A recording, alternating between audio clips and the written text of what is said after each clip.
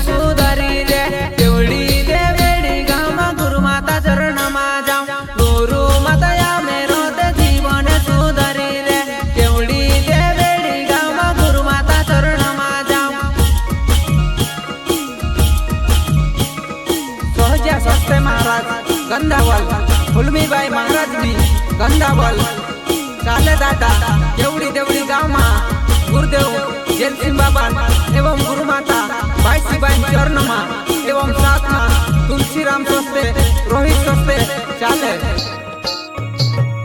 गुरु माता मेरो जीवन सुधारी रे देवड़ी देवड़ी गाँव में गुरु माता चरण में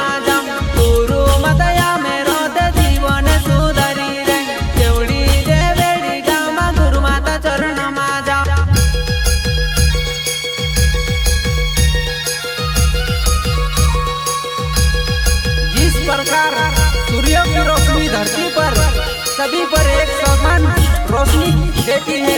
उसी प्रकार गुरुवर्य जैल सिंह गुरुजी और गुरु माता बाईसीबाई का आशीर्वाद सभी भक्तों पर एक समान बरसेगा।